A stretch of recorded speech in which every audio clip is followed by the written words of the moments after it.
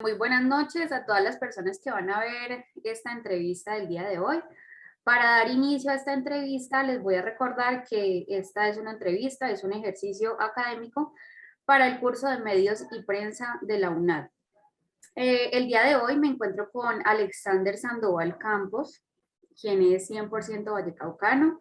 Es un personaje de la prensa escrita cultural de la ciudad de Cali, quien ahora tiene 26 años y ya es periodista de datos y cronista, con una carrera en ascenso. Bueno, Alexander, buenas noches. Y Hola, Julissa, ¿cómo estás? muy bien, gracias. Bueno, quiero que me cuentes un poco más de ti, cómo ha sido este proceso y a qué te dedicas actualmente. Bueno, fíjate, para empezar, en el orden correcto de mis apellidos es Campos Sandoval, pero no me gusta mucho Sandoval Campos porque, de hecho, ha tenido más presencia mi mamá que mi papá en todo este proceso, así que tengo más por agradecerle a su apellido. Pues fíjate, yo quería ser médico hasta que estaba en el grado 11, o bueno, creí que quería ser médico, un poco por esas influencias pues paternas que uno tiene de estudiar esto, que es la plata. Pero estuve muy bien orientado, digamos, por mis profesoras, por gente que era cercana a mí, para hacer talleres de escritura y de redacción, entonces siempre me ha gustado mucho escribir.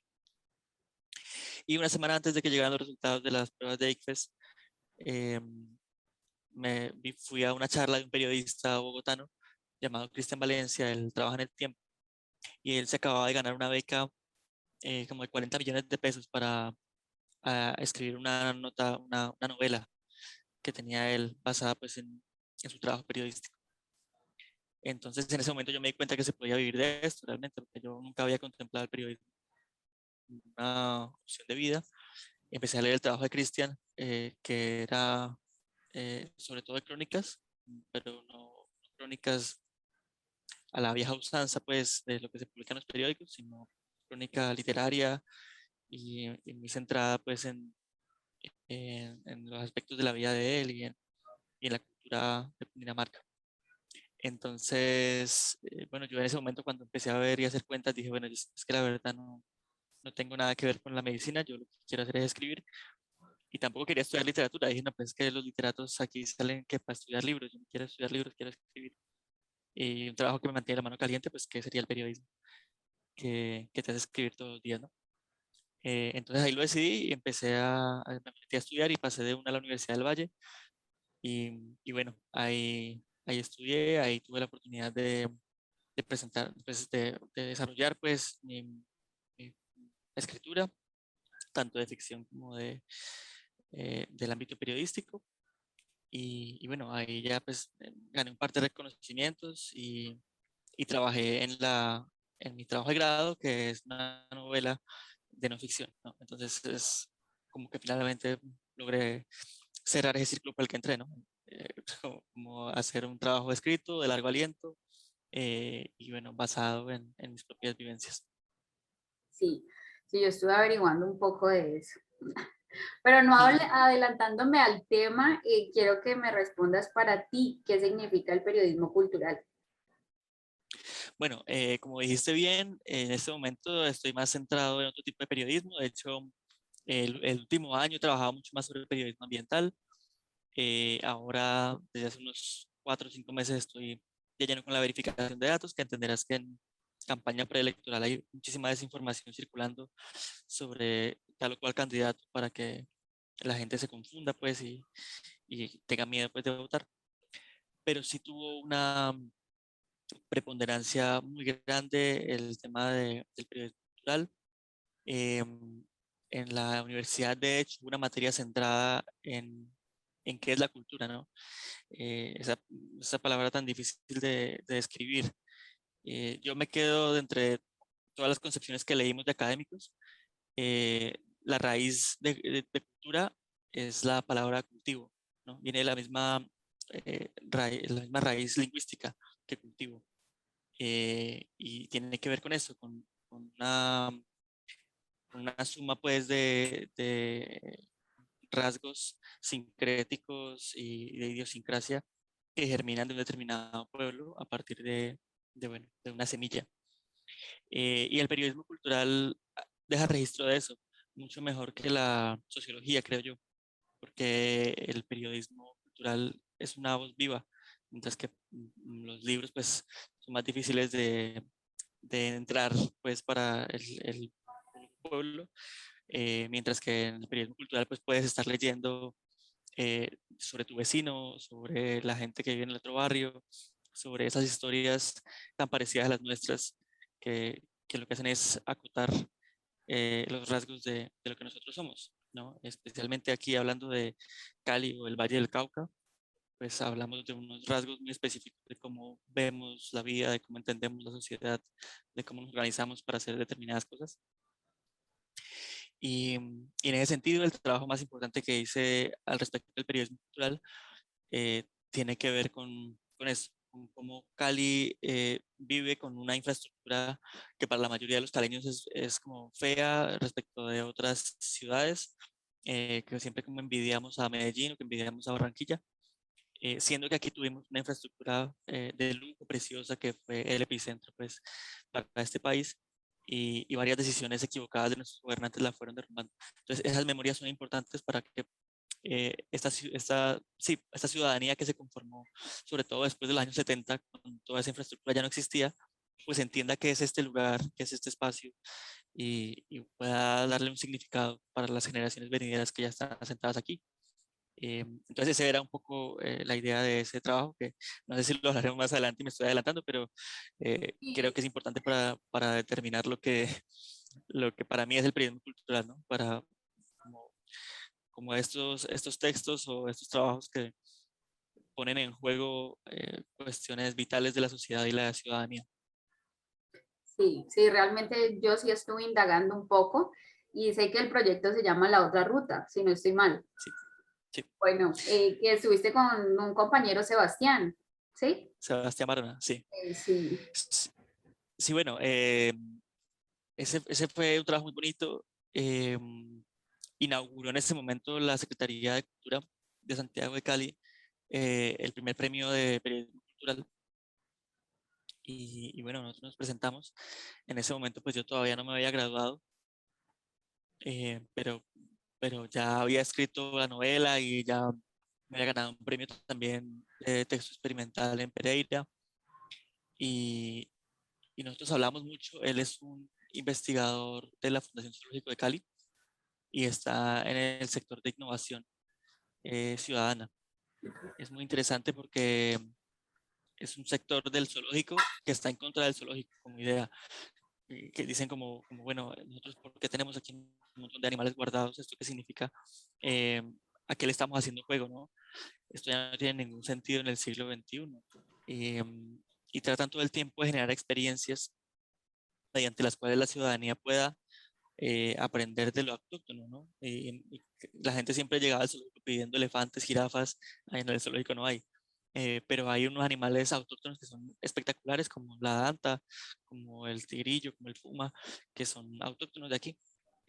Después de la proyección de Encanto, como aparecen varios de esos, la gente ha llegado preguntando por los animales autóctonos para que veas lo importante que es ese tipo de piezas a nivel cultural. Pero es toda esta retaíla sobre la fundación para que veas por qué hicimos match en ese aspecto. Y fue porque nos sentamos a hablar en el bulevar un día y dijimos, como esta ciudad como era de preciosa, ¿no? Ambos estábamos haciendo un trabajo como de la historia, él sobre el río Cali, y él tenía como muy presente cómo era antes la infraestructura de Cali sobre el río, porque Cali nació junto al río Cali, por eso se llama así, es junto sí. al río Cali, creció a partir de ese centro y luego hacia San Fernando, se fue expandiendo, pero lo primero que hubo fueron esos grandes torreones, pues, y el Paseo de Bolívar y demás. Entonces, hablábamos sobre eso y así surgió la idea. Cuando salió la convocatoria dijimos, la ruta turística que hay hoy en día, la ruta turística, pues que no, al referirnos a ruta turística es como que uno contrata un guía y el guía pues agarra a los extranjeros y los lleva al camp, los lleva a comer cholado pues allí, no sé qué. Entonces cuando hablábamos de la otra ruta, lo que proponíamos era la idea de esto que hay hoy tampoco es tan bonito, ¿no? Y tampoco O sea, es como un esfuerzo muy fuerte que están haciendo muchas asociaciones de guías turísticos para apelmazar un sentido de lo que es la calinidad o la vallecaucanidad.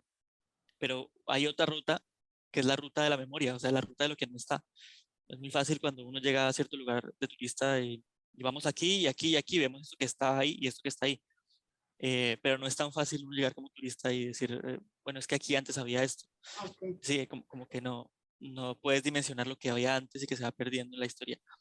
Entonces, pues, bueno, vamos a hacer otra ruta, una ruta que hable, o sea, si nosotros llegásemos a Cali de 1920, ¿qué veríamos, no? ¿Cuál sería la ruta turística que habría en ese momento? Entonces, nos ideamos la idea de, nos ideamos la idea, valga la redundancia, ideamos pues la propuesta de reconstruir a través de textos y de fotografías ok. un estilo muy narrativo, qué eran esos espacios y qué significaban para la población de ese momento. Entonces, ves, por ejemplo, eh, unas cuestiones bastante interesantes, como que el Hotel Intercontinental, donde se ha hospedado pues el jet set colombiano e internacional, ¿no? Y que el orgullo de ellos es que firmó Julio Iglesias y firmó el Papa Juan Pablo II y Sí. firmó Galán, así como que firmaron todas las personalidades.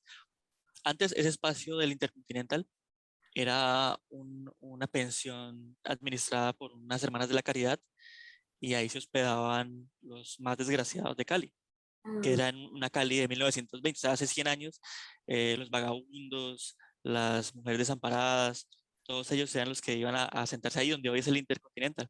Entonces el cambio del uso del espacio y del razonamiento de cómo se aproxima uno al resto de la ciudadanía, solamente en eso, porque luego hay otros como un puente que está por ahí abandonado y era muy importante en la concepción inicial de Cali, pero hoy ya está como encerrado entre las autopistas y ya no tiene ningún significado, ¿no? Es un puente que no lleva para ningún lado, justamente porque se lo comió el progreso. Entonces, bueno, ese es como el resumen del trabajo que hicimos y del cual nos sentimos siempre muy orgullosos. bueno, Alexander, y hablando de cultura, en este momento, tu trabajo actual, ¿cómo aporta en lo cultural, a lo local y a lo regional? Los trabajos que te decía que han sido más de corte ambiental han sido trabajos de freelance, sí, porque bueno, yo tengo un trabajo central, pero cuando uno trabaja pues para una casa editorial, pues responde a la línea editorial. Sí. Entonces, cuando quiero hablar de algo que no está en esa línea editorial, entonces pues toco puertas de otros editores para hablar de lo que a mí me interesa. En periodismo ambiental, perdón, eh, tiene que ver con conectar el aspecto de la cultura ciudadana, un impacto ambiental cualquiera. Entonces, el último trabajo que hicimos, por ejemplo, tiene que ver con una peligrosa cercanía que hay entre el relleno sanitario más grande del Valle del Cauca, que está a escasos 6 kilómetros de una de las reservas naturales más importantes del Valle del Cauca. Y claro, pues el peligro que pueda haber de cualquier contaminación, pues nos compete a nosotros porque nosotros simplemente martes y jueves sacamos la basura ahí al andén y nos olvidamos de ella. Pero pues todo eso va a algún lado y tiene algún tipo de tratamiento que la mayor parte de la gente desconoce y que ha generado una cantidad de problemáticas desde 2001 que se desbarrancó Navarro. Entonces, eso es lo primero. Creo que el periodismo cultural pues tiene unas bases no tan allegadas a ese otro tipo de periodismo, pero, pero la cultura pues se puede desglosar en diferentes ámbitos, ¿no? Sí. Entonces, no es específicamente periodismo cultural, pero sí tiene la disposición de atacar un ámbito de la cultura y es la cultura de la producción de residuos, del consumo desmedido y bueno, de la conciencia ambiental que casi no hay. Y en mi trabajo central, el que estoy en este momento, trabajo en Colombia Check. Hacemos verificación de todo tipo de desinformación, también del discurso público, porque los candidatos también suelen decir bastantes deslices en su debate, entonces verificamos que lo que digan sea cierto. Y esto pues también es objeto de un debate, porque hay quien dice, bueno, pero ¿por qué tienen que hacerle ese trabajo a la gente, ¿no? La gente misma debería tener, pues, por la cultura democrática, eh, tener la intención de informarse bien, saber si le están engañando, darse cuenta, pues, de qué necesidades tiene en materia electoral. Pero creemos que es muy importante, por ejemplo, desmentir que las vacunas tienen grafeno, por ejemplo, porque es cierto, no todos compartimos esa misma idea de cultura democrática y Ok. eso hay que irlo trabajando a lo largo del tiempo. Entonces el trabajo que nosotros hacemos de verificación lo que hace es decirle a la señora que se cree lo que ve en la cadena de WhatsApp, que por lo menos se cuestione por qué se cree tan rápido la información que ve, ¿no? Y por lo menos piense dos veces antes de replicar las cadenas o replicar la desinformación y diga, ¿será que esto sí es cierto? Ya con eso hay un gran cambio en la cultura, porque aunque sea simplemente una acción pequeña, lo que hay de fondo es un gran cambio en la materia en cómo nos relacionamos con el ecosistema informativo. Vale. Y por último, para ya dar por terminada la entrevista, ¿qué mensaje o consejo le darías a los jóvenes que están, bueno, tu carrera va en ascenso, pero alguien quiere seguir tu camino o te ve así, como yo te admiro mucho porque tuve la oportunidad de conocerte y eres un gran personaje. Entonces, ¿qué consejo nos darías? Bueno, primero que todo, muchas gracias. También siento pues que he tenido muchas puertas así abiertas por mucha gente que me ha apoyado, eso es muy importante. Sí, creo que es importante hacer muchos amigos, no ser quisquilloso, no ser egoísta con el trabajo y con la información. Eso siempre hace que la gente te considere y para lo que nosotros hacemos necesitamos muchísimos contactos, específicamente de nuestro gremio. Que uno le pueda decir, ve, necesito tal contacto, ¿sabes dónde lo puedo conseguir o lo tenés? Yo, por ejemplo, tengo como 2 o 3 amigos que somos así súper íntimos y con eso solucionamos un montón de cosas. Oye, pues muchas gracias por tu tiempo, gracias por concederme este espacio para poder realizar esta entrevista. Realmente sí tenía muchas ganas de conocer más de ti. Como te digo, pues te admiré desde el primer día que tuve el placer de conocerte en ese momento y pues gracias. No, a ti, Luisa, muchísimas gracias. Te mando un abrazo para tu niño, para tu esposo y espero que salga muy bien todo. Para lo que necesites, aquí estoy. Vale, gracias. Que tengas buenas noches. Igualmente. Chao. Vale.